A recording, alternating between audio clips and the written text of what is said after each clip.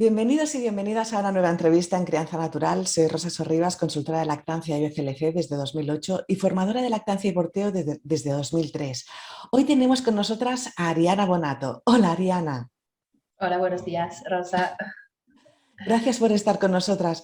Ariana es médico ginecóloga y obstetra con más de 20 años de experiencia acompañando a mujeres en su camino personal hacia una vida sexual y reproductiva más saludable, creativa, rica y profunda, tal como indica su página web arianna.bonato.com. Qué alegría tenerte aquí, Ariana. Hace muchos años que nos conocemos y bueno, tu trabajo siempre me ha parecido maravilloso. Mm, Cuéntanos, ¿cómo llegaste hasta aquí? ¿Cómo llegaste hasta ser ginecóloga obstetra? Qué buena pregunta. Bueno, primero agradecerte la oportunidad de poder contar mi historia, ¿no? Y transmitir un poco lo que para mí es la medicina de las mujeres. Y entonces, pues, ¿qué te cuento? No sé dónde empezar. Bueno, por ejemplo, podría contaros por qué he Eres empezado a italiana, ejercer. ¿no? Soy italiana, exacto, y por qué he empezado a ejercer en Barcelona. Ujú. ¿No? ¿Qué hace una italiana en Barcelona, ¿no? Y la italiana en Barcelona llega en el 2001, cuando estaba estudiando ginecología en la Universidad de Padua, Ajá. muy inquieta, muy curiosa, un poco insatisfecha de lo que era la formación que estaba recibiendo en Padua y con ganas de descubrir el mundo y de dejar bueno, el mundo confortable y seguro de su familia y de su contexto de una ciudad relativamente pequeña para ir a abrirse, ¿no?, al desafío de crecer fundamentalmente.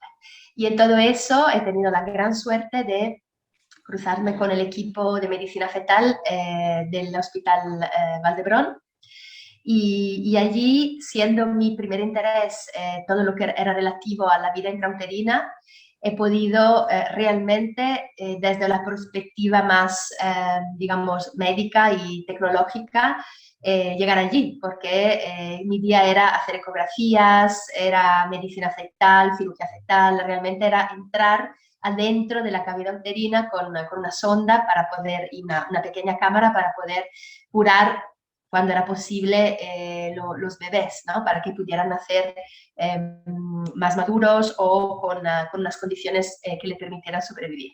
Pues esto fue como mi paso en Barcelona. A partir de allí fue despertándose en mí pues mi naturaleza, ¿no? Mi naturaleza es más relacional, es más del intercambio humano, del enriquecerse adentro de la relación. Y entonces para mí estar tanto tiempo encerrado en un cuarto oscuro, relacionándome más con una máquina que con las personas, aunque por supuesto la máquina solo es un medio, ¿no?, de interacción, lo sentía un poco estrecho. Y es así que después de unos cuantos años que bendigo porque me enseñaron muchísimas cosas, sobre todo la seriedad, ¿no?, de la investigación y el criterio, ¿no?, importante, ¿no? El criterio de la realidad de la patología, de la urgencia, ¿no?, de vida, muerte, vida, ¿no? Todas estas cosas en un hospital como el Valdebrón se viven cada día. Eh, pues me tomé otra dirección, ¿no? Tomé otra dirección, como muchas veces pasa, tomas una dirección pensando que vas a buscar algo y luego lo que encuentras es otra cosa. Y lo que encontré fue en Argentina el movimiento de la humanización del nacimiento. Ajá. Y entonces es allí donde conocí la Fundación Credida, dirigida por Jackie Ziller, todavía es la presidenta. Para mí ese encuentro fue realmente revolucionario, esos encuentros del alma que te abren puertas, ¿no? Y entonces mis inquietudes, te diría casi desde pequeña, sobre cómo es, ¿no?, ser un bebé dentro de la panza, qué siente el bebé, es un ser humano o no es un ser humano, ¿no? Yo con esas inquietudes cuando era adolescente, era activista del movimiento ¿cómo se dice?, per la vida, para la vida, porque yo sentía que el bebé es un ser humano desde el inicio, es persona desde el ser humano, ¿no? Eh, y entonces cuando llegué en Argentina, el conocimiento de estas personas, de este equipo, sobre todo Jackie, pero de otras personas que reflexionan desde hace muchísimos años sobre la construcción del psiquismo del ser humano desde la vida intrauterina, pues empezaron a satisfacer mi curiosidad y mis inquietudes, ¿no? A dar respuestas a lo que yo sentía eran preguntas fundamentales y a partir de allí todo mi trabajo tomó una dirección completamente distinta, ¿no? Si luego me preguntas desde dónde viene mi vocación, pues te diré que mis primas siempre me dicen que desde pequeña decía que quería atender recibimientos, ¿no? Realmente fue algo que nació, yo creo, porque mi abuela materna, que todavía vive, parió 8 hijos en casa, luchando como una loca para que el último fuera en casa, una tía, porque en aquel entonces ya a finales de 1969 ya se paría en el hospital, un octavo hijo daba mucho miedo, pero ella luchó como una loca, ella no quería parir en el hospital. Y luego fue mi madre, que es la primera de los 8 hijos de mi abuela, que empezó a inaugurar el parto hospitalario. O sea que yo soy la primera que nació en el hospital de la generación, digamos, siguiente a la de mi madre. Pero siempre en el relato de mi abuela había el encanto, ¿no? La magia, el milagro de la vida. Ella es una mujer que cree en Dios, entonces siempre decía que no hay mejor ingeniero que el que está ahí arriba, ¿no?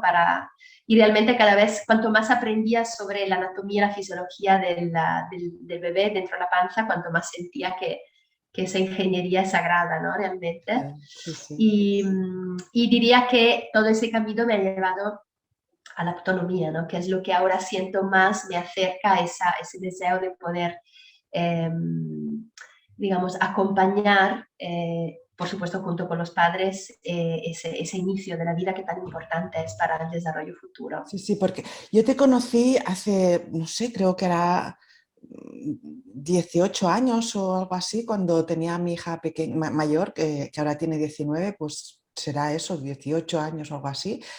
Y ya estabas en Mare Nostrum, ¿verdad?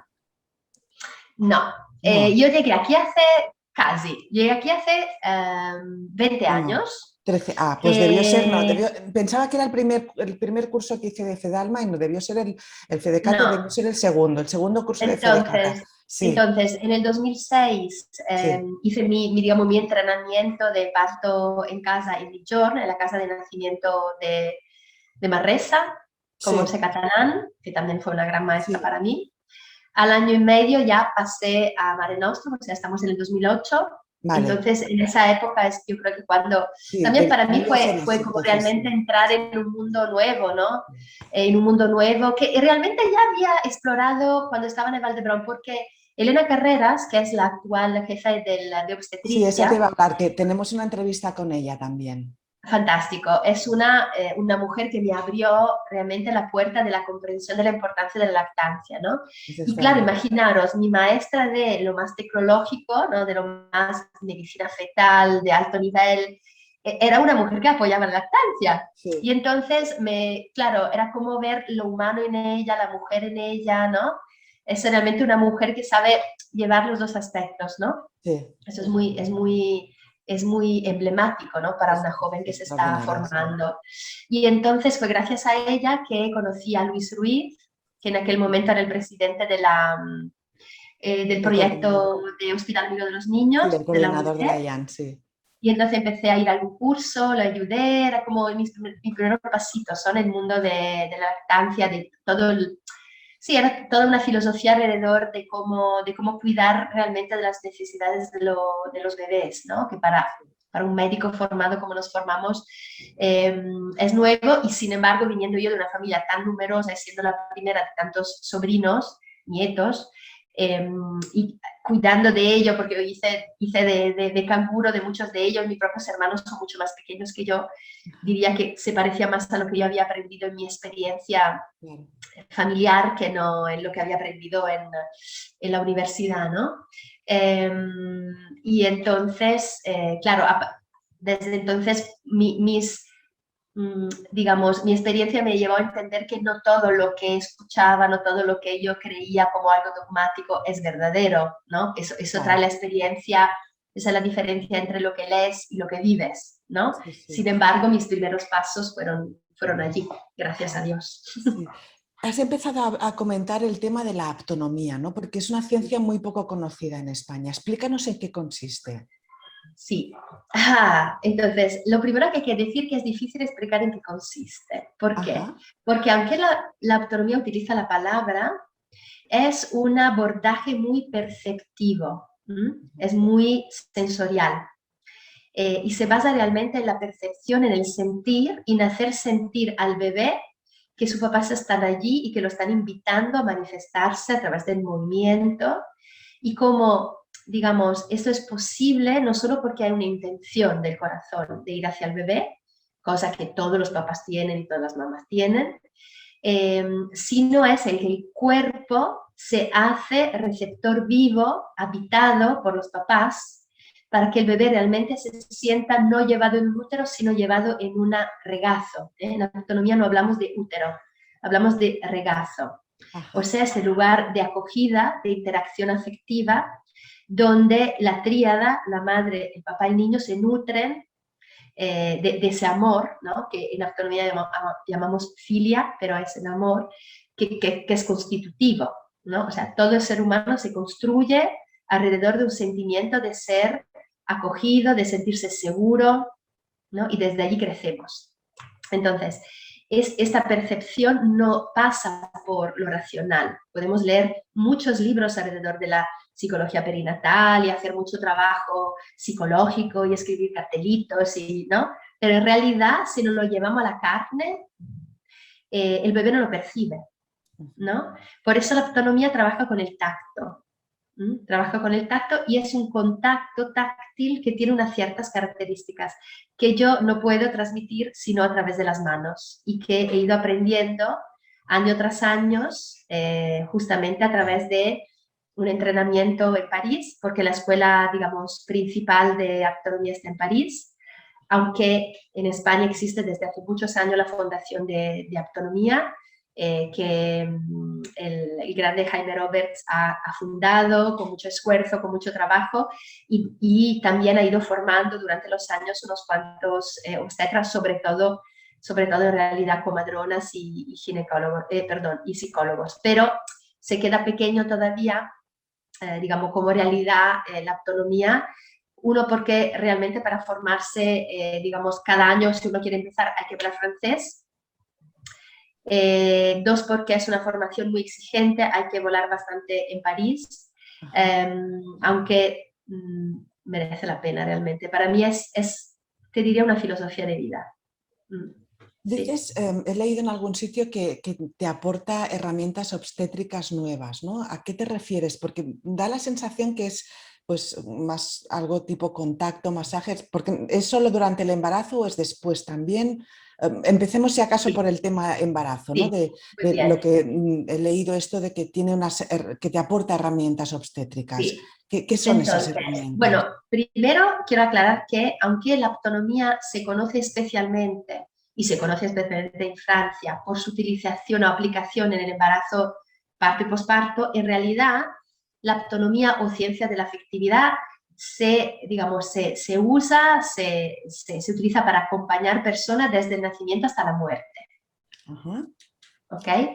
O sea, en autonomía se pueden formar médicos, enfermeras, osteópatas, fisioterapeutas, psicólogos, psiquiatras. Es realmente una ciencia que se aplica a la profesión que cada uno tiene. No es una profesión de por sí, es un añadido que aporta mucha más humanidad y afectividad a la relación terapéutica y cada uno lo va a hacer en función del trabajo que hace, que sea un psicoterapeuta, que sea un obstetra, que sea un fisioterapeuta, que sea un anestesista, ¿sí? Uh-huh. Bien.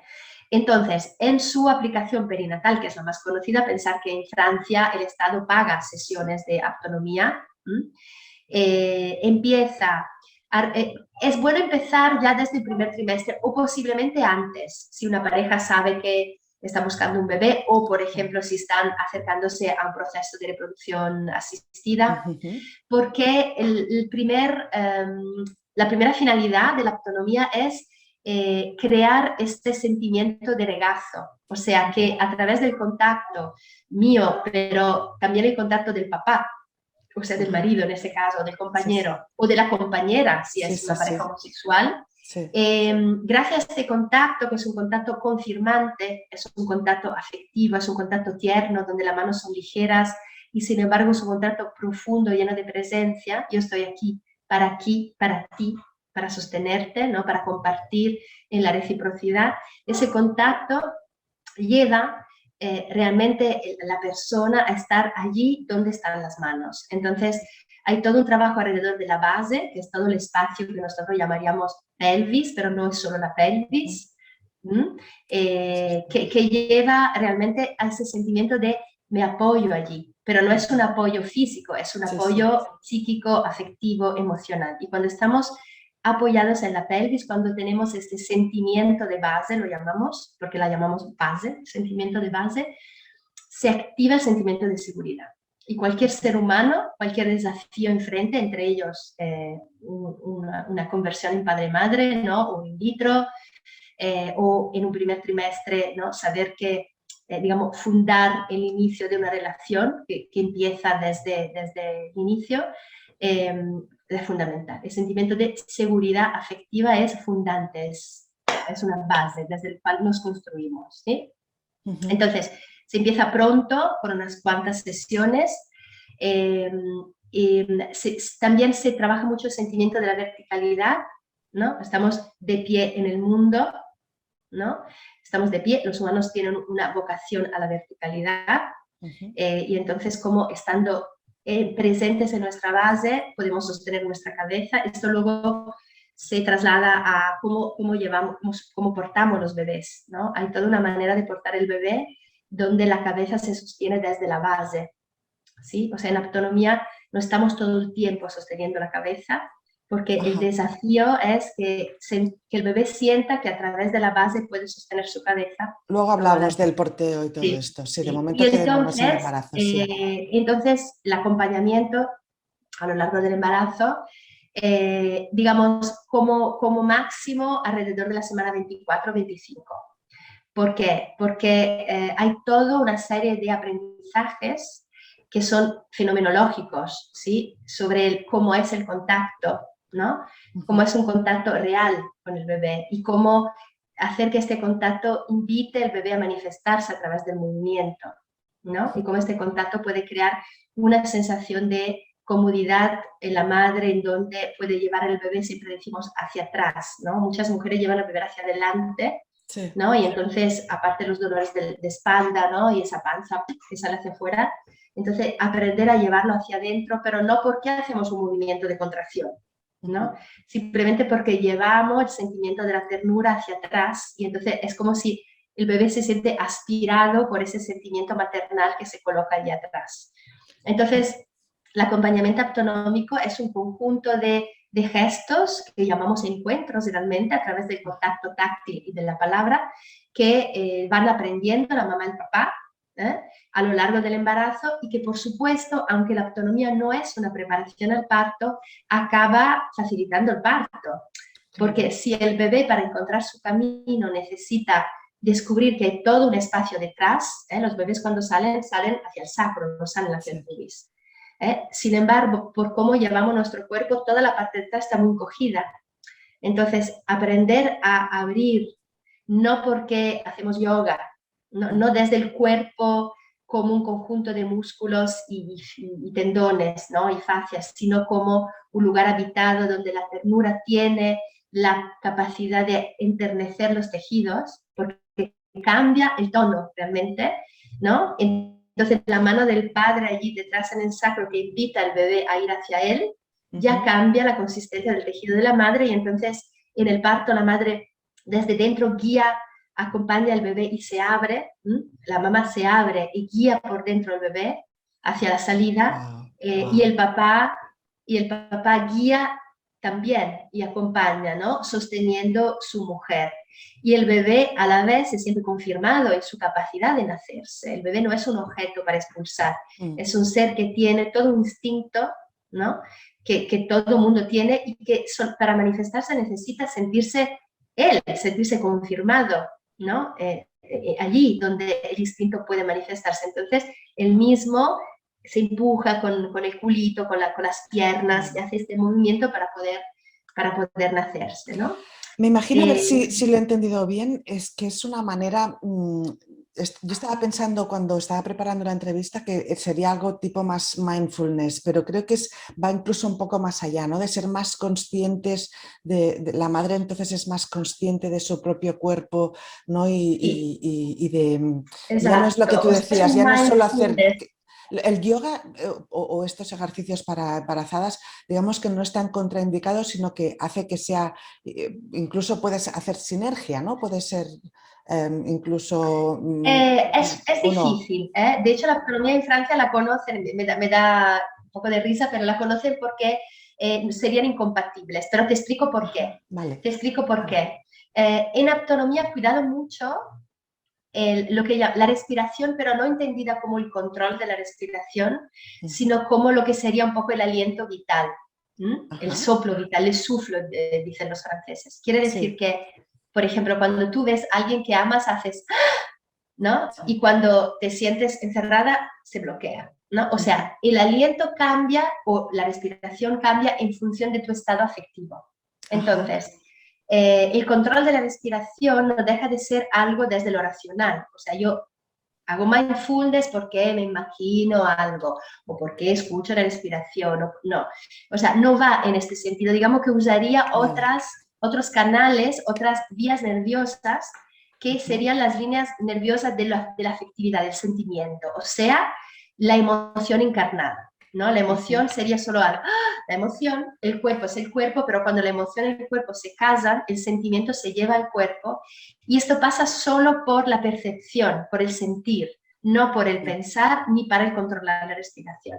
Entonces, en ese sentido, el yoga, que yo amo, yo practico yoga, me encanta, pero digamos, no pasaría por el mismo lugar. Tampoco el hypnobirthing pasaría por el mismo lugar, vale. porque el hypnobirthing es muy de imaginar y la palabra, ¿no? Es una especie de hipnosis donde en realidad tú Sí. estás más en contacto con la imagen de tu bebé, la flor que se abre, pero no estás en contacto con el bebé de verdad, Vale. ¿sí? Es más lo que Entonces, yo pensaba cuando decía mindfulness, era más la atención plena, ¿no? Esa sensación de atención plena, de estar en contacto 100% con lo que estás sí, haciendo, ¿no? sí.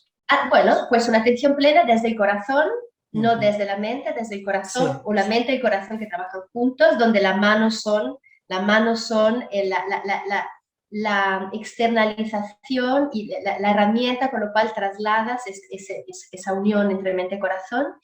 Y también, que bien que me hablaste de esto, no es un estar concentrado en el bebé, tampoco es un estar en ajá, burbuja encerrada con la pareja, es estar presentes en el espacio con ujú, los demás. En autonomía hay una sesión fundamental donde trabajamos la relación con el espacio, con los objetos del espacio, con las personas presentes.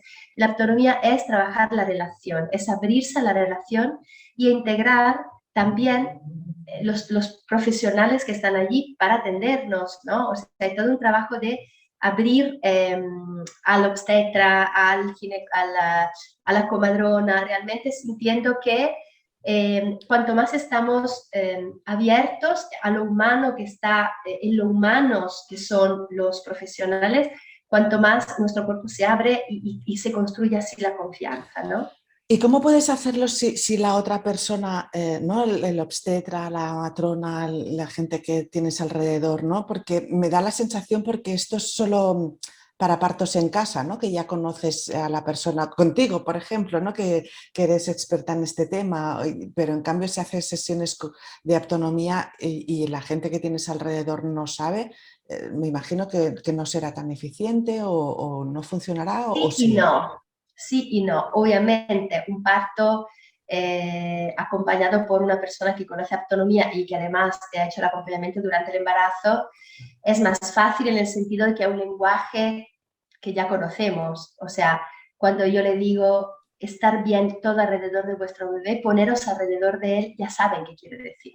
¿No? Sí. Ponerse alrededor del bebé es envolverlo con el sentimiento de ternura, ¿no? Ujú, Y cuando yo le digo a papá, invita al bebé a ir hacia atrás, él pone la mano, ya sabe lo que es, ¿no? claro. Sin embargo, hay algo muy interesante en la autonomía que es que hace los papás muy autónomos, ¿sí? Ajá. Hay una autonomía que se construye no solo en formar la tríada, o sea, formarse a ellos como un equipo de tres, eh, sino también una autonomía en confiar de que podemos invocar el humano en el otro. Quiere decir, no ver al obstetra como solo el gran experto que puede hacernos daños o puede salvarnos la vida, ¿no? Ni la comadrona como, ¿no?, la experta o la mamá, ¿no?, que nos viene a dar lo que no tenemos, sino un ser humano cuya humanidad podemos invocar a través de la mirada, a través de la presencia, ¿no?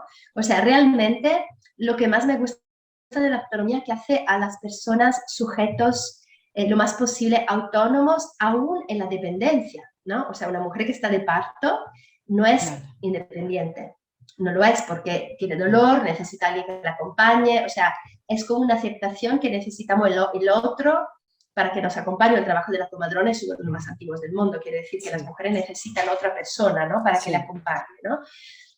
Entonces no se trata de ser independiente, se trata de vivir en plena autonomía dentro de los límites de lo que yo puedo y sé hacer, esa experiencia de abertura enorme, ¿no?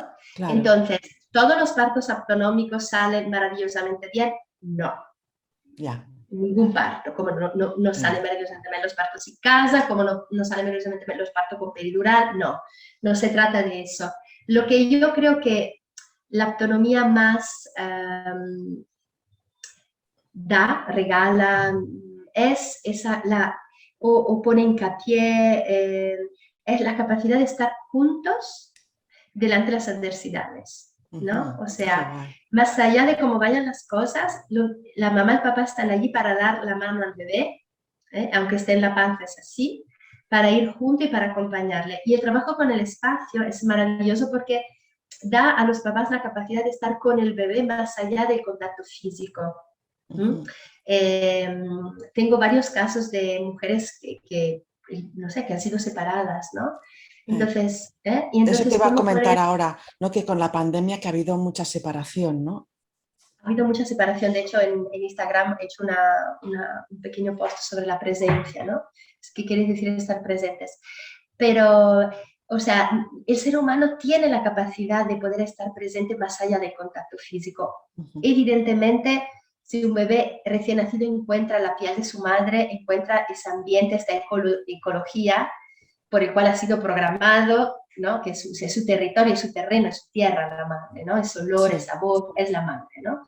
Sin embargo, no siempre es posible y no siempre nos sucede porque los médicos son malos, nos sucede porque hay que reanimar un bebé o porque la madre se está desangrando, pues dar la vida también es tocar la muerte, ¿no? Entonces, en estas situaciones, ¿cómo podemos lograr atravesar las paredes y sentir que nuestro sentimiento va hacia el bebé, lo puede sostener? Eso es me cuesta llamar la herramienta, es una manera de estar presente para el otro que nos hace alcanzar una manera de ser humanos en su máxima potencialidad. O sea, si solo pensamos que podemos tocar el otro porque lo tocamos con la mano, estamos reduciendo nuestro alcance de humanos enormemente, pero así no es. Y lo digo y tú me entiendes y todo el mundo lo entiende en realidad, ¿no? Sí. Dice, leo en la web aptonomía.es, lo leo literalmente. La aptonomía no es una profesión, sino una filosofía y una ética de la existencia como una cierta forma de concebir la relación de ayuda y de los cuidados de los humanos afectados tanto por enfermedades físicas o psíquicas como por un sufrimiento existencial. Supongo que la idea es aprovechar el embarazo como un momento de cambio, ¿no?, para ser más conscientes y vivir más a fondo e incluso sanar alguna herida previa. No exactamente, o sea, la finalidad no es esta, aunque luego cuando las cosas son buenas siempre trae beneficios, ¿no? O sea, la finalidad no es curar heridas previas, la finalidad es crear una relación afectiva, un vínculo afectivo entre los tres desde antes del nacimiento. O sea, que de alguna manera los padres invistan al bebé en su entidad de sujeto desde antes que nazca, ¿vale? Y para que esto sea posible, se crea un envoltorio de ternura, de presencia alrededor del bebé, gracias al contacto táctil. A ver, si todo eso de repente cura heridas, abre el corazón, confirma los papás en el amor. A mí lo que más me encanta es cuando después de una sesión la madre, el papá, la mamá o el marido de la mujer se dan un beso. Recuerdan que se quieren y por qué están allí, ¿no? ¿Sí? O sea, no es el quiero ser mamá, quiero ser papá, quiero tener un hijo. No, no tiene que ver. Justamente lo que hace la autonomía es evita que el bebé se transforme en un objeto. El bebé no es un objeto, no se cosifica el bebé. El bebé es una persona que los papás invitan a llegar al mundo desde un deseo, la mayoría de las veces conscientes. Desde luego es mejor que los bebés lleguen deseados que no deseados, claro. Pero bueno, tampoco todos estamos así con esa bendición, yo la primera. Pero, ¿no? O sea, es como decir, si todo eso trae, confirma a la madre y al padre, construye confianza, cura heridas, es posible, ¿vale? Es posible, pero no es la finalidad. No es el objetivo. Sí que es la finalidad de la aptopsicoterapia. La aptopsicoterapia, que es otra aplicación, donde psicólogos, médicos se forman, entonces sí tendría esta finalidad. Y hay casos de embarazos donde las madres tienen realmente dificultades psicológicas, conectar con el bebé, tienen angustias, tienen pánicos, le da rechazo sentir que tiene el bebé que se mueve dentro, ¿no? O situaciones postparto, depresiones, psicosis, ¿no? Eso te iba a decir, ¿se puede hacer también a nivel, digamos, como retrospectivo? Es decir, lo que dices ahora, ¿no? De si tienes alguna tristeza postparto, alguna depresión o algo así, que puedas, ¿no? Sí, pero entonces entraría ya en un territorio que no es mío, porque yo no me he formado aún en la psicoterapia, pero a la larga va a ser uno de mis objetivos. Claro, tendría que ser alguien que se ha formado en aptopsicoterapia. Yo, por supuesto que algo puede hacer, ¿no? En una tristeza, en una reconexión. Hay algo maravilloso de las sesiones postpartos, que es devolver el sentimiento de la base a la madre. O sea, allí donde hay un vacío, ¿no? Hay muchas mujeres que por primera vez en la vida se sienten vivas en su base, en su pelvis, porque hubo un bebé allí. Y entonces cuando el bebé se va, se sienten vacías. Claro. Pero la cuestión es que se llenen de ellas, que se llenen de su fuerza vital, que se llenen de su fuerza sexual, ¿no? Eso es el logro. Entonces, si una maternidad nos permite descubrir que tenemos un espacio que podemos llenar de nosotras mismas, el milagro es que vamos a ser madres generosas, generosas, que dejan a sus hijos libres de ser quien son. Claro. Si nos llenamos de ese sentimiento de maternidad, porque no somos capaces de llenarnos de nuestro sentimiento de ser mujer, lo que vamos a hacer es no dejar nunca a nuestros hijos realmente ser libres, ¿no? Claro. Entonces la diferencia entre sostenerlos, alimentarlos, nutrirlos y luego darle alas y mantenerlo así, porque si te vas me muero, allí es una gran diferencia. Yo soy hija de madre italiana, o sea que eso lo tengo muy claro. Me surgen varias dudas. Por ejemplo, si la pareja no quiere hacerlo, ¿no? O no está tan involucrada como nosotras. Pues no se hace autonomía. ¿No? Si la pareja no quiere hacerlo... o está muy ocupada o le parece, pues, ahora...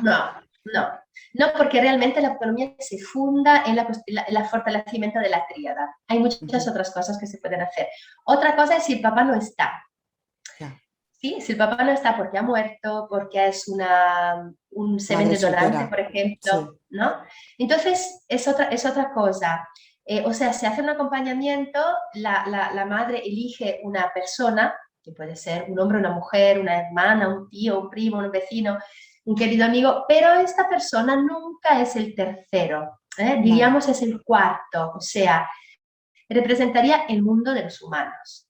Nadie sustituye al padre, porque el padre está dentro del bebé, ¿no? O sea, ningún bebé es solo hijo de su madre. Siempre hay un padre, aunque sea un padre que algún día se masturbó y donó semen, ¿no? O sea, el padre está metido dentro del hijo, ¿no? Claro. Y entonces cuando se hace un trabajo de acompañamiento donde el padre no está, la persona que acompaña, que hace sentir ese sentimiento de regazo, que da confort a la madre, que invita junto con ella al bebé, será una persona que pertenece al mundo de los otros humanos, al cual yo también como ginecóloga pertenezco. Claro, claro. Y me has comentado, por ejemplo, que hay la aptopsicología. Ahí también... ¿Autonomía o aptopsicoterapia? Aptopsicoterapia. Okay. Ah, ¿en qué otras cosas también puede complementar la autonomía? Entonces, adentro de la aptopsicoterapia, digamos que todo lo que es la patología grave, menos grave a nivel psíquico es abordada por profesionales que sean formados, o sea, psicólogos o psiquiatras. Sí, la escuela en París solo forma profesionales que ya tienen una profesión sanitaria oficial reconocida, Vale. y que, digamos, orienta su abordaje en esa dirección. O sea, la autonomía se hace siempre en sujetadores braguitas, porque la piel es un órgano de interacción Claro. muy importante. Entonces, claro, imaginaros de ir a un psicólogo que os estira desnudos o casi desnudos en la cama y que contacta con sus manos de una cierta manera, la base, los pies, los hombros. Hay una serie de contactos muy delicados, muy tiernos, para nada sexuales, son contactos Claro. muy sensuales y sensoriales que diría invocan más el materno, ¿no? Que no otro tipo de contacto, y que son realmente contactos que confirman el otro y que lo invitan la vitalidad del otro a manifestarse. Por esto, por ejemplo, una persona deprimida puede notar mucho beneficio de la autonomía, Vale. porque siente que la vida se despierta, ¿no? En él. Realmente es invitar la vida a que se manifieste en un contexto, en un contenedor que da seguridad, ¿no? Ahora tengo la suerte de acabar la formación de aptocinesia, se llama, que sería la aplicación de la autonomía a todas las profesiones sanitarias. Y una de nuestras formadoras es una psicoanalista que ha sido presidenta del Centro de Investigación y Formación de Autonomía en París durante muchos años, y es una psicoanalista con una experiencia brutal de vida, y todos los casos que nos trae de trabajo con personas que tienen un sufrimiento moral son realmente conmovedores, ¿no? Sí, diría que la Entonces, autonomía a menudo es conmovedora, yo me conmuevo siempre mucho. claro. Entonces, ¿cómo funciona? Porque ahora me he confundido un poco. Entonces, durante, digamos, en el entorno en el que estamos trabajando, ¿no? que es en el embarazo, la pareja va a sesiones para que la terapeuta le realice a los dos o entre los dos, ¿no? ¿Cómo funciona una sesión normal? ¿O Una es algo sesión, que se les explica entonces, para que luego lo hagan ellos en casa o cómo funciona? no, sí, o sea, entonces imagínate que a lo largo del embarazo más o menos hablamos de unas 8 sesiones, ¿ok? Vale. Entonces, en estas sesiones, que duran más o menos 45-50 minutos, Uh-huh. yo le muestro, le hago sentir, le hago sentir. A menudo yo hago sentir al papá que es tener un regazo, le hago Uh-huh. sentir que es tener unas manos que aplastan el bebé, unas manos que son ligeras e invitan al bebé. Le Uh-huh. hago sentir que es abrir por detrás. Realmente les coloco en una situación en donde ellos pueden empatizar, pero no solo emocionalmente, sino sensorialmente con la madre. Y si lo sienten, entonces es más fácil para ellos transmitirlo. O sea, hay Ajá. mucho trabajo con la pareja. ¿Ok? Uh-huh. Y entonces a lo largo de las sesiones son como pequeños descubrimientos alrededor de cómo se puede entrar en contacto profundo con el otro o con el espacio a través de unos gestos, Ajá. ¿ok? Que van aprendiendo y que por supuesto están invitándonos a repetir en casa. Lo que pasa es que hay una gran diferencia entre una que está embarazada de su primero y una pareja que está embarazada de su segundo o su tercero. Entonces, estos más bien, de alguna manera, le encanta venir porque por fin tienen un lugar donde pueden dedicarse a este bebé, porque si no se dispersan, ¿no? En lo que es el día Sí, a día de la familia numerosa, del sí, trabajo. sí, Entonces, sí, es como un pequeño templo, ¿no? De sí. encuentro afectivo y amoroso con ese nuevo bebé, ¿no? Es como si estuvieran dándole este alimento afectivo que necesita específicamente este bebé.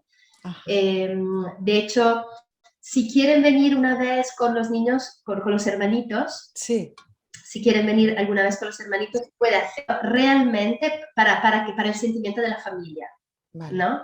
Pero realmente es que este bebé no necesita en ese momento de hermanos, lo que necesita es de una mamá y de un papá, claro, ¿sí? claro. Y de este sentimiento, lo que confirma, ¿no? En ese tener un padre y una madre. Claro. Cuéntanos también un proyecto que tienes que se llama Casa Niña o que ya está, es ya realidad. Sí.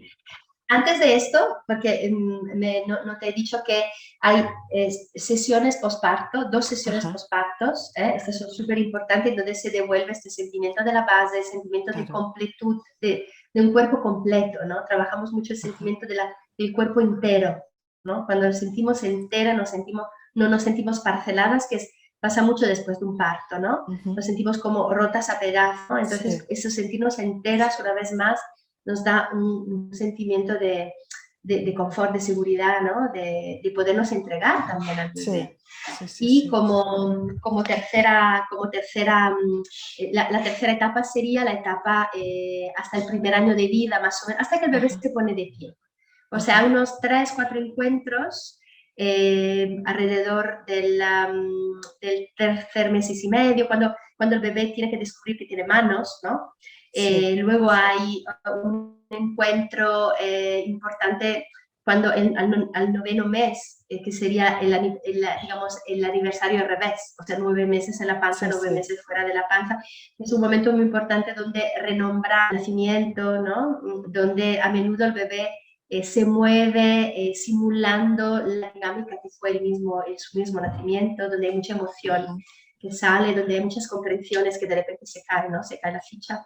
Y luego hay, cuando se pone de pie, es interesante porque para nosotros es una revolución. Se llama la revolución bípeda, donde sí, ¿no? el bebé de 4 patas se pone de pie, o sea, conquista sí, su verticalidad y donde entonces hay que digamos, explicarle que no es porque se pone de pie que entonces puede hacer todo como los adultos, ¿no? ya. Entonces se habla mucho de los límites, ¿no? De lo que sí, de lo que no, vuelve a conocer su casa desde la posición de pie Claro. y entonces ya, eso, ya, ese ya lo quiero subrayar porque trabajamos mucho también la separación, eso es súper Ujú, importante, la autonomía en cada sesión así como se cuida el inicio, en donde nos encontramos todos alrededor del bebé, también cuidamos el irse, ¿no? Unirse para que no sea vivido como un abandono, como, ay, dado que no quiero vivir el sí, abandono, no pienso en esto. No, al revés, claro, hacemos sí. hincapié, ¿no? Hacemos hincapié en que lo que hemos vivido ha sido un regalo, que la experiencia de lo que hemos compartido es algo que cada uno lleva dentro de sí y que irá madurando y, dando frutos, ¿no? Dentro de cada uno. Ese es el regalo que da el encuentro y el regalo que da la separación. Esto lo trabajamos ya desde la vida prenatal. Sí, sí, sí. Ahora sí, Qué ahora bonito. sí, Y ahora ahora sí, sí, Casa Niña. háblanos de Casa Niña. Sí. Casa Niña. Entonces, Casa Niña pues es el lugar que ha llegado a mi vida hace 10 años. Es un piso maravilloso en Barcelona, en el centro de Barcelona, luminoso, con techos altos, yo creo con una linda energía que intento cuidar. La verdad que para mí es muy importante eh, que las personas que entren, que las personas que vienen a colaborar conmigo lo hagan con el respeto del espacio, no solo desde un lugar físico, sino también desde un lugar energético. Ujú, Y es un lugar que nace desde mi antigua idea de crear un lugar de acogida para las madres, para los niños, ¿no? Claro, cuando estudiaba medicina, mi mejor compañera de estudio, Ariadna, como yo, tenía el deseo de ser pediatra y yo ginecóloga, y entonces nos imaginábamos en nuestro pueblo, en el campo, todo muy bucólico, una casa en el campo con árboles y frutales y las mujeres que venían a parir allí, y los niños. Y entonces, claro, estábamos más con la imagen, ¿no? De lo que quería decir sin saber exactamente lo que implicaría como esfuerzo y como reto. Wow, todo el mundo que ha creado algo así sabe lo Sí, que sí, es, sí. ¿no? sí. Pero cuando ya volví de mi viaje a Argentina y entonces ya conocí más de cerca el parto en casa, o sea, realmente lo que era mi fantasía se convirtió en algo más concreto, ¿no? Ujú, Más adulto, diría. Eh, pues este lugar llegó a mí y llegó a mí de una manera interesante porque más allá de la anécdota, creo que fue el primer momento donde sentí una intuición clara que en ese lugar tenía que ser algo importante, ¿no? Realmente fue como una especie de línea de luz que salía aquí, de mi tercer ojo, de mi hipófisis, y fue una percepción física, ¿no? Realmente una visión, ¿no? Y de hecho la persona con quien estaba, que es el médico que trabajaba y vivía aquí antes, me miró con cara de sospecha y me dijo, ¿qué vas a montar aquí, Ariadna? ¿No? Y yo pensé, aún no lo sé, pero algo voy a hacer, ¿no? Y la verdad que, bueno, que para que fuera un lugar bonito, hubo mi marido de entonces, que me ayudó muchísimo con su sentido estético, con la capacidad de crear belleza, le debo mucho en este sentido. Y también mucho apoyo por parte de las mujeres del grupo de crecimiento personal al cual participo desde muchos años, luego hablaremos de eso, que inicialmente colaboraron conmigo y llenaron, ¿no? con su entusiasmo, con su amor estos lugares. Y, y entonces, nada, pues nace este espacio que es mi casa y es mi consulta también, por eso se llama Casa Niña, donde recibo mujeres embarazadas, no embarazadas. Eh, Alguna vez recibo algún hombre también. Normalmente son los compañeros de mis pacientes que sienten que ujú. yo puedo aportar algo más a ellos, normalmente sobre más la vivencia de la sexualidad o la relación con sus mujeres. Creo que lo que más me encanta ahora es explicar a los hombres cómo funcionamos las mujeres. O lo que yo he entendido hasta ahora de cómo funcionamos las mujeres me parece como muy necesario, ¿no? para el cambio realmente, y Claro, hacerlo con sí. mucho amor y con mucha comprensión y sí, con el deseo de que eso sea posible, ¿no? O sea, todo lo que enfrenta y choca nos pone dura, entonces allí no, Sí, sí, eh, sí. es difícil Oye, penetrar, ¿no? El otro.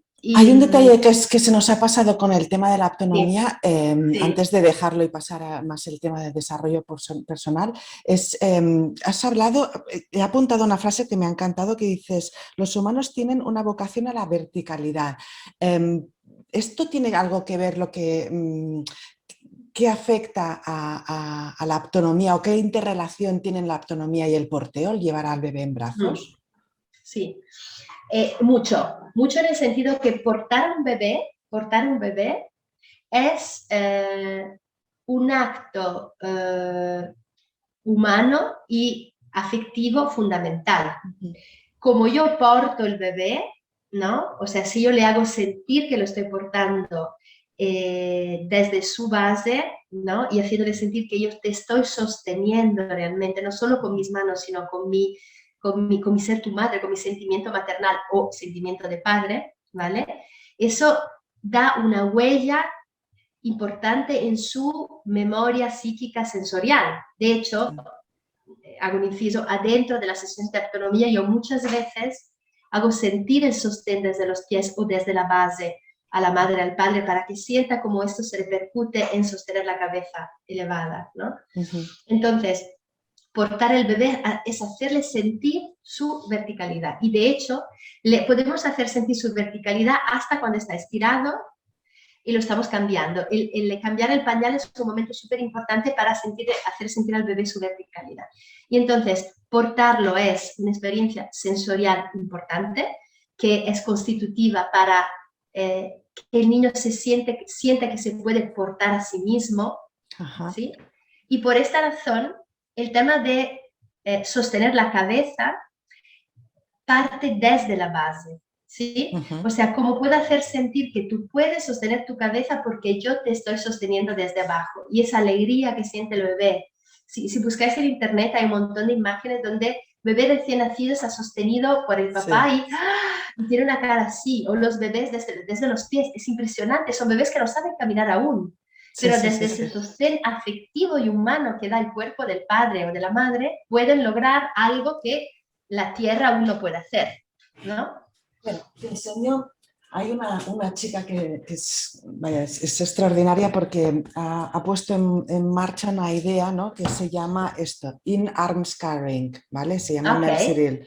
¿vale? Tiene 2 libros y un curso.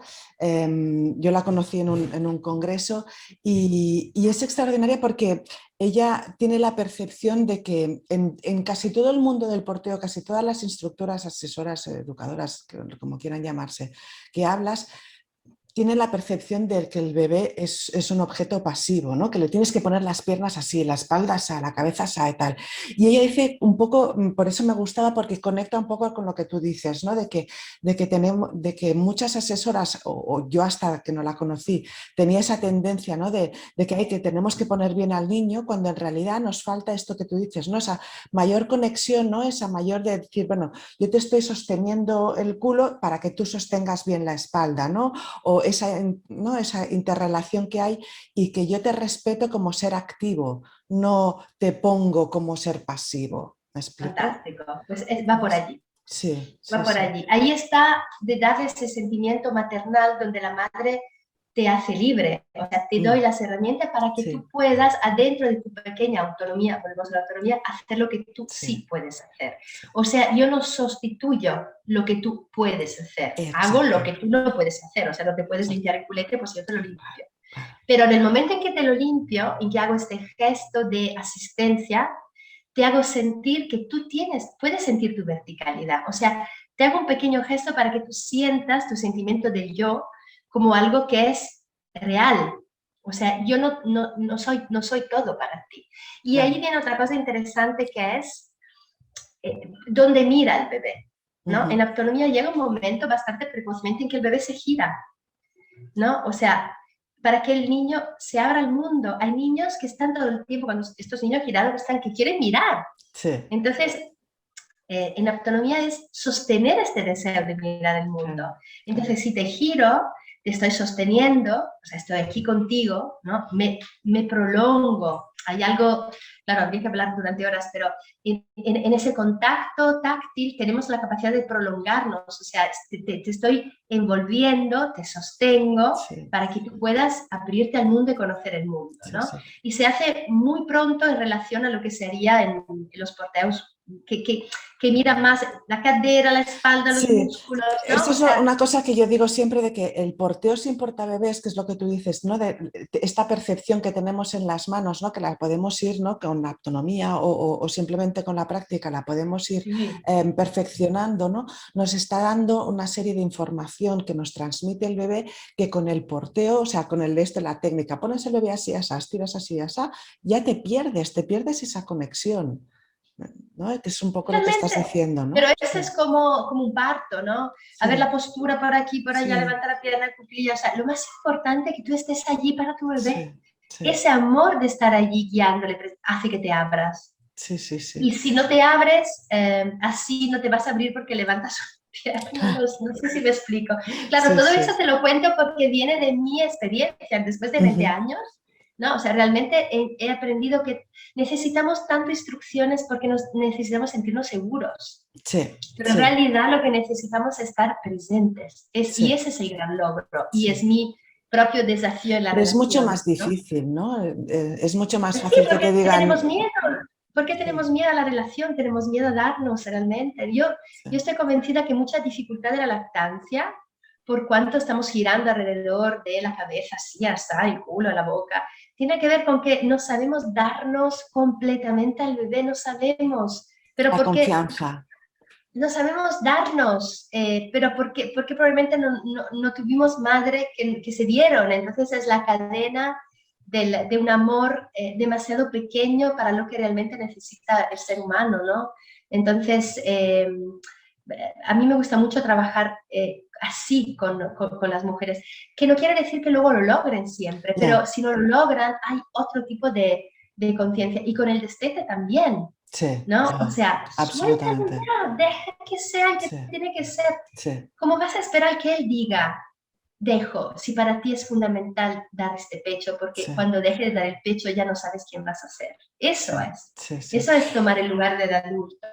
No quería extenderme mucho, pero me quedan dos temas que quería hablar contigo y no quería aprovecharme de tu tiempo. Sí. Uno de ellos es un libro bueno, que nos ha marcado a muchas mujeres, ¿no? Que es el de las mujeres que corren con los lobos, de Ujú. Carissa Píncola Estés. Cuéntanos cuál fue tu experiencia con este libro. Ah, no, esto es otro regalo que vino de ese viaje iniciático que hice en Argentina en el 2005-2006.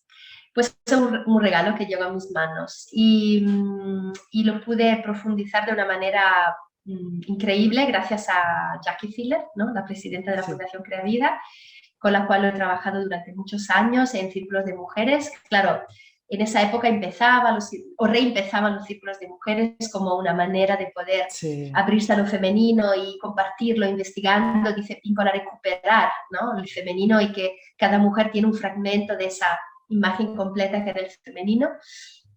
Y entonces, claro, lo que tiene el libro es una base teórica brutal que sí. está basada sobre la psicología junguiana, sobre los mitos, los cuentos y de cómo hay mucho de lo femenino escondido en el inconsciente colectivo, en el consciente familiar y personal, pero colectivo, que a través de los cuentos y los mitos aparece, ¿no? Y Ujú. entonces, como, claro, poderlo recurrir con ella, que tiene una experiencia de trabajo psicológico con las mujeres ha sido fundamental y luego son tantos años ya, son 15 años que yo estoy en él, que desde luego me ha ayudado toda mi experiencia de ginecóloga, de lectura de las patologías femeninas, de los intercambios y de mi propia vida, ¿no? También ha Sí, sido es que es una fuente inagotable de conocimiento, de revelaciones. Y entonces, cuando Casaniña apareció, pues la verdad es que animada también por Jackie, empecé sí, a juntar mujeres, mis pacientes sobre todo, pacientes de otra compañera y ahora ya es pasapalabra, con grupos que se reúnen cada 15 días y trabajamos el libro muy lentamente, puede ser que hagamos un cuento en un año, porque enriquecemos el trabajo con el libro, no es solo lectura, sino es el trabajo corporal, es la meditación, es el canto, es la palabra compartida. Y la verdad que es interesante como la vida de mujeres que están con nosotras hace muchos años, otras que vienen solo para un trimestre, otras que se quedan un cuento y luego se van. A mí me gusta mucho, ¿no? Ese dinamismo, esa libertad, ¿no? De irse y de volver y de tomar. Y me parece, una vez más, ¿no? Ser un maternal muy, muy generoso y, claro. muy, y que hace el otro autónomo, ¿no? De tomar su vida en mano. Sí, sí, sí. Sí. Luego, Y para acabar, me decías, bueno, comentabas en redes, ¿no? De que Daniel Flamenbaum te ayudó a ampliar tu mirada hacia la herencia transgeneracional, ¿no? Claro, a mí esto de la herencia transgeneracional me encanta por lo que hablabas de tu abuela y todo esto, porque yo, bueno, te decía que yo tengo la carrera de informática superior y he trabajado durante casi 20 años como informática. Pero luego al nacer mi hija, pues me vino la idea, incluso pues, al estar en este mundillo y tal, me hice doula, ¿no? Aprendí a acompañar a mujeres y con la práctica pues he ido haciéndolo. Y no, ¿cuál fue mi sorpresa? Que mi abuela, ¿no? Que murió hace 5 o 6 años, pero bueno, nació en el 2000, en el 1914, o sea, imagina, era doula. ¿Vale? Ella acompañaba a mujeres de parto, ¿no? No existía esa palabra en aquella época. Entonces, me encanta, ¿no? Esa idea de cómo las ideas, ¿no? O cosas que nosotras pensamos, ¿no? Que nos creemos tan modernas, ¿no? Y repetimos, o sea, nos creemos tan modernas y que hemos descubierto la sopa de ajo, en el fondo estamos repitiendo síntomas e ideas que pertenecen a nuestras antepasadas, ¿no? sí, exactamente. Y funciona lo mismo con los aspectos más sombrios, ¿no? O sea, tú Sí, todo. recibiste, ¿no? O sea, a Todo, todo. menudo cuando vienen a verme mujeres con tanta patología ginecológica, ¿no? El mioma, quiste, endometriosis, wow, ahí es como, ok, vamos a trabajar la herencia, ¿no? No tanto la herencia si la familia, las mujeres tuvieron endometriosis, que puede ser, Ya, sí, sino qué pasó, o sea, qué herida hay en el femenino, qué herida hay en el maternal, para que esto llegue a ti como una especie de paquete emocional de sufrimiento que está ahí encerrado en tu matriz, en tu útero, y no es capaz de manifestarse. Igualmente con las patologías de transmisión sexual, ¿no? ujú, ¿No? Estas mujeres que a lo mejor han tenido pocas relaciones, pero vienen con el papiloma y con lesiones sí, precancerosas y con hasta con sífilis y con gonorrea, wow, ¿cómo puede ser esto, sí, no? qué O mala sea, ¿es mala suerte. suerte o es que está manifestándose, ¿no? Una huella que pertenece a lo que vivieron nuestros ancestros, que no ha podido ser elaborada, ¿no? Ese dolor, ese Claro, sufrimiento no fue elaborado por ignorancia, por falta de recursos, porque no hubo el tiempo de hacerlo. Entonces somos herederas de esto también, o sea, de los dones, de las cualidades, de los valores, y también lo estamos del sufrimiento. Entonces Danielle Flammenbaum, que es una ginecóloga parisina que digamos, ha integrado muchísimo ese tipo de concepción y lo ha usado mucho en su consulta, escribe un libro que es Mujer Deseada, Mujer Deseante, editado por Gedisa en España, ujú, y es un libro donde ella realmente enfrenta cómo se construye la mujer sexuada, o sea, ujú, siendo mujeres sexuadas, quiere decir con una vocación sexual, femenina, no masculina, eh, cómo, dónde se construye, esto se construye en el cuerpo a cuerpo con la madre realmente, ¿no? Cómo son las etapas de desarrollo de la niña y cómo la falta de deseo y la dificultad en la penetración, que serían los dos grandes bloques, digamos, de dificultad que yo lo veo muy a menudo en la vida sexual de las mujeres, a menudo tienen que ver o con una relación complicada con la madre o con el padre, la madre, o sea, lo que vimos en nuestros padres, o sí, hasta con unas vivencias de abortos, de violaciones, sí, de un catolicismo mm, que inhibe, ¿no? Del vivir la sexualidad como algo sucio, como algo pecaminoso. ya, Y la cosa más increíble es que yo estoy empezando a recibir chicas jóvenes, donde supuestamente con esa revolución que hubo, no tendrían que tener cero ya, tabú. ¿Qué ya, va? uf. ¿Qué va? Es impresionante, es No, y impresionante. además ahora con la sociedad que tenemos, ¿no? De Instagram tan hipersexualizada y tan polarizada, ¿no? También debe ser. Sí, no sé, yo no quiero decir que yo estaba menos confundida de cómo lo están ahora. Lo que pasa es Ya, que cuando éramos jóvenes nosotros era tan complicado acceder a la sexualidad, no era tan fácil, que sí, había, o no era tan precoz. Entonces había un sí, tiempo en donde más o menos podías hacerte una idea, había sí, un a tipo eso de me refiero. maduración. Sí, Ahora es tan precoz y con 8 años ya están viendo imágenes. O sea, yo me encuentro con estos encuentros con chicas de 15 años que sus madres desean que yo pueda hablar de sexualidad. O sea, me encuentro a preguntarle, ¿quieres que hablemos de sexo oral, de sexo anal? Porque, claro, porque de repente entran en contacto con ese tipo de realidades, porque la pornografía y porque sí, sí, los sí, móviles está allí, ¿no? Y entonces yo siento que hay una urgencia de tener que hablar de eso. Luego no quieren hablarlo, ya. ¿no? Pero yo siento que me tengo que poner rápidamente a servicio de esas preguntas que yo me hice cuando era mucho más adulta, Sí, a eso me refiero. Sí, ¿no? sí, sí, sí, sí, sí. Claro, pero entonces, ¿cómo es? O sea, ¿cómo pueden digerir Claro, psíquicamente y que nosotras este tipo éramos de mucho más cosas? maduras, teníamos mucho más claro, aunque no lo tuviéramos todo, pero éramos más maduras, habíamos vivido más, ¿no? Y de repente es lo que tú dices. Yo, Oh, éramos más maduras porque éramos más adultas. O sea, yo con sí, a 15 eso me años, refiero, qué sí. coña, ¿no? Entonces, claro, cuando luego ya fui más madura, empecé a tener, fue como un crecer, crecí con eso. Claro, Claro, de repente es como si le dieras de comer un bistec a un bebé, un bistec no, un entrecot a un bebé de 6 meses, ¿no? ¿Cómo lo va a poder digerir, ¿no? sí, Entonces, sí, el mecanismo psíquico y afectivo necesita una cierta serie de experiencias previas para poder albergar ese otro sí, sí, sí, que, sí, que hace parte de la sexualidad, sí, sí, sí, ¿no? sí, Y sí. entonces madre mía, eso es un trabajo muy grande, realmente los padres tienen un desafío enorme y las Sí. escuelas, por lo que yo sé, a lo mejor me equivoco por lo que me cuentan las chicas, hacen todavía demasiado hincapié sobre la anticoncepción, la Sí, profilaxis de las sí, enfermedades, pero no sí, hay esa ¿Y tienes talleres de esto mensajes o afectivos. tienes entornos de trabajo? No, no, ese es otro tema, ¿no? Ahora mismo estoy colaborando con un grupo de mujeres que me han pedido de ayudarles en acompañar madres y niñas alrededor de la primera menstruación. O sea, ahora mismo estoy Sí, empezando a colaborar en este sentido, ¿no? Pero supongo que poco a poco saldrán otras cosas. Sin embargo, ¿no? O sea, lo que realmente a mí me gustaría es formar a otros ginecólogos. O sea, mi verdadero deseo, ¿no? Sería con el tiempo poder crear en paridad, ¿no? Porque no quiero ser yo la maestra de nadie, ¿no? Pero un lugar de crecimiento para ginecólogos, ¿no? Las comadronas eh, ya tienen sus contextos, las que quieren, tienen, sí, ¿no? Pero encuentro que sí, los ginecólogos que tenemos una formación mucho más diferente. técnica, Sí, mucho más...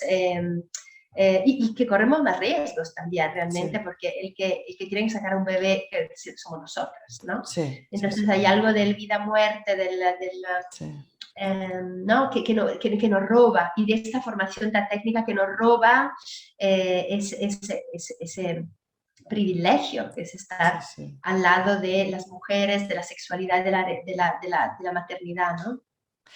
Aparte de este, ¿tienes otros planes de futuro o más próximos o que Sí, tengas entre pues manos? este proyecto de la primera menstruación, y luego estoy creando un curso para mujeres en la perimenopausia, Ajá. para que sea bueno, para que sea un encuentro que nos asombre con esa etapa de la vida, ¿no? La verdad que ahora que yo estoy en ello, siento que puedo acercarme a ello. Por supuesto que cada mujer tiene su manera de Sí, vivirlo, tiene sus síntomas, ¿no? La menopausia se la llaman síndrome porque es un conjunto de síntomas, ¿no? sí, sí. Pero, o sea, cómo poder transformar estos síntomas en algo que podamos poner a servicio de nuestra vida en lugar de verlo como agresiones o realidades externas a nuestro cuerpo, ¿no? Me parece la clave para poder atravesar ese momento de transición. eh, no digo sin sufrimiento, porque el dolor está, porque hay la pérdida, el duelo, ¿no? de la juventud. Sería una aceptación, pero una Ujú. aceptación con, uh, con sorpresa, con dejándonos sorprender de que hay algo nuevo que viene también. No es Sí, solo sí, algo que hay que abandonar, ¿no? Hay sí, realmente lo sí, nuevo que llega. Yo, sí, sí. yo lo que estoy sintiendo, realmente te lo cuento porque lo siento en mí, ¿no? Y por supuesto es una etapa que nos obliga a tomar decisiones importantes, Ujú. sobre lo que sí quiero o lo que ya no quiero. Y allí hay que tener mucho coraje, mucho Sí. discernimiento, mucho Y, y centro, tomar ¿no? decisiones también cuando no las buscas, ¿no? Porque una cosa es que digas, bueno, pues me quiero cambiar de casa, ¿no? Tengo que decidir dónde, tal, pero de alguna manera decides tú, ¿no? De que te quieres dar ese paso, ¿no? O quiero estudiar algo, quiero cambiar de trabajo, tal. Pero esto es algo que de repente te viene, ¿no? O te va viniendo poco a poco, ¿no? En mi caso fue de repente porque fue cuando tuve cáncer de cuello de útero y que con la quimio, la radioterapia fue una frenada, ¿no? De golpe. Wow, wow. Y claro, me acuerdo hablando con Elena Carreras, ¿no? Que me decía, ay, ¿y pensabas tener más hijos? Dije, pues no lo decidí. Dice, ostras, es que es un rollo, ¿eh? Que la vida tome decisiones por ti, ¿no? De repente, ¿no? Que ya no puedes tener Pero es más que la hijos vida porque... es así. Pero O es sea, eso, nosotros ¿no? Es somos, acostumbrarte, somos sí, sometidos a la vida. sí, Nosotros sí, no sí, sí. controlamos la vida. La vida Es hace con algo que nosotros lo que me quiere. hizo gracia, no sé quién era, no sé si es un dicho de estos de Confucio o alguna cosa de estas, ¿no? Que decían que intentes ser como el pájaro que está posado en una rama y cuando la rama cae, el pájaro sale volando y va a buscar otra rama. No se cae con la rama, ¿no? Entonces es un poco esto, ¿no? De que dices, de que la vida te viene y de repente tienes que salir a volar y decir, a ver, ahora dónde encuentro yo otra rama en la que posarme, ¿no? Y ya está, es Pues Mujeres con el Lobo justamente, ¿no? sí, Es un sí, libro sí, que te acompaña en estos sí, momentos, pero lo hace desde un lugar no de instrucciones, digamos, de sí, conductas, sino realmente desde un proceso de investigación interior y de conquista de una conciencia, ¿no? Para sí, mí, sí, algo que también me gusta mucho la manera de trabajar es que es, toda enfermedad, todo encuentro es una oportunidad de tomar conciencia sobre quién soy, sobre mis aspectos más sombrios, ¿no? Entonces, cuanto más sale esto, cuanto más tenemos la oportunidad de ser realmente quien somos llamados a ser. Ese es el Sí, sí, regalo, sí, sí, ¿no? O sí, sea, sí. ir construyendo esa persona que deseo ser y que soy mi naturaleza, ¿no? Eso es ese trabajo que cada ser humano está llamado a hacer hasta el día en que se Sí, muera, ¿no? sí, sí. No sé si te gustaría añadir algo que no te haya preguntado, porque llevamos ya un poco más de una hora y no sé si No, quieres me explicar parece algo que ha más. sido Si una no, entrevista vamos muy hablando. completa. Sí, está Muy muy bien. bien con este cierre así. Te agradezco mucho, Rosa, de verdad, Al por revés, esta muchísimas oportunidad. gracias a ti. Ha sido extraordinario poder conocer más sobre la autonomía que no la conocía. Y nada, también daros las gracias a todos y todas las que estáis compartiendo vuestro tiempo con nosotras. Y ya sabéis que cada jueves vamos publicando una nueva e interesante entrevista y para saber la que tendremos la próxima semana, pues visitad nuestras redes sociales y ya lo veréis. Pues muchísimas gracias, Ariana. Para acabar, tu página web para que puedan contactar contigo es ariana con dos Ns, bonato.com, ¿verdad? Sí, esto es. Y dra.ariana.bonato es mi Instagram. Perfecto. Pues muchísimas gracias, Ariana. Ha sido fantástico. Gracias. Un abrazo a todas y a Chao. todos. Chao.